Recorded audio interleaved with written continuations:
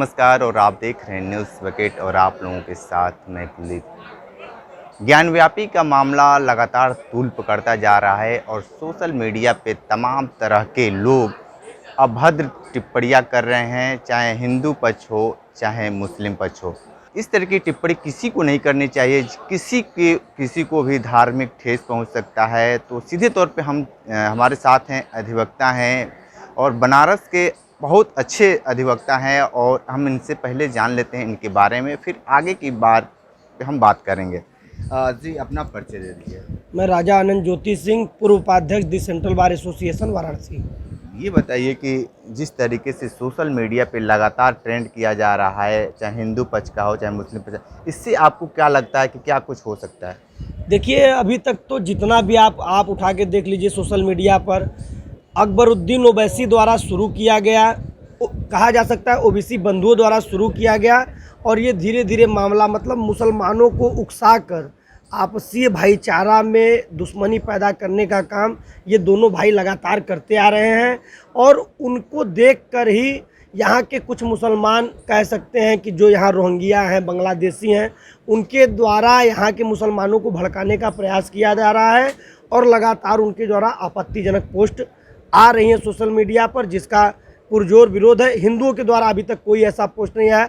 शिवलिंग मिला है, वो बता रहे हैं कि नहीं, हमारा शिवलिंग अगर है न्यायालय दे दे तो मुझे मिल जाना चाहिए। अगर वो मस्जिद है तो मस्जिद है तो आपका था, आपका रहेगा, हमें कोई एतराज़ नहीं है। न्यायालय जो फैसला करेगी हम उसको मानेंगे और न्यायालय का फैसला आप देखेंगे। कमीशन रिपोर्ट देख लीजिए, कमीशन रिपोर्ट में साफ साफ आ चुका है कि वहाँ चक्र बने हैं और तमाम ऐसे चीज़ मिले, स्वास्तिक का निशान मिला है, शंख बना हुआ मिला है और बाबा का शिवलिंग प्रत्यक्ष रूप से मिल चुका है। तो निश्चित तौर पे वहाँ पे शिवलिंग आदि विश्वेश्वर की प्रतिमा पाई गई है। और दूसरी चीज़ मैं आपको ये बता देना चाहता हूँ कि स्टार्टिंग अकबरुद्दीन ओवैसी द्वारा किया गया। अकबर ओवैसी जाकर महाराष्ट्र में, इसके पहले वो कभी औरंगजेब के मज़ार पे नहीं गए थे। जब ज्ञानवापी मुद्दा तूल पकड़ा तो वो हिंदुओं को भड़काने के लिए जाके औरंगजेब की मज़ार पर माल्यार्पण और चादर चढ़ाने का काम किए।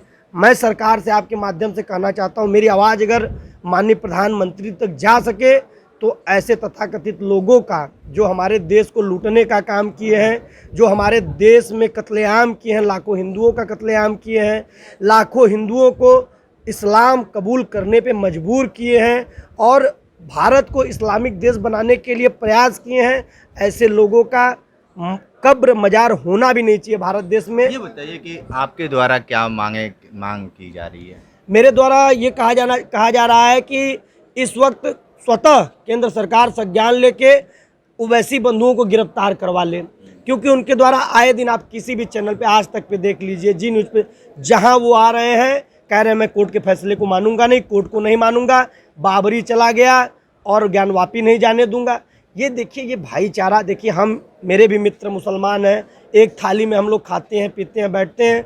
आप 2-3 पोस्ट मैं आपको दिखा दूंगा, वहाँ पर मुसलमान भाइयों ने किया है कि अगर मंदिर है तो मैं खुदा से और उनके भगवान से क्षमा मांगता हूँ, क्योंकि कुरान में लिखा हुआ है कि किसी भी कब्जे की ज़मीन पर, किसी भी मतलब ऐसी ज़मीन जो कि विवादित, तो वहाँ खुदा का वो नहीं बनाया जा सकता है, मस्जिद नहीं बनाया जा सकता है, जमीन साफ, नमाज नहीं पढ़ा जा सकता है। लेकिन आपके द्वारा जो बहुत सारे पत्रक लिख रहे हैं, आप सरकार को लिख रहे हैं, क्या मांग कर रहे हैं आप? मैं ये मांग रहा था कि अब अकबरुद्दीन ओवैसी के खिलाफ मुकदमा पंजीकृत कराया जाए और उनकी गिरफ्तारी हो। साथ ही साथ जो औरंगजेब का यहाँ मज़ार है, चूँकि वो क्रूर आक्रमणकारी था और उसने भारत देश को लूटने का काम किया है, तमाम मंदिरों को तोड़वाने का काम किया है, उसके मज़ार पर शौचालय बनवाने का काम केंद्र सरकार करे।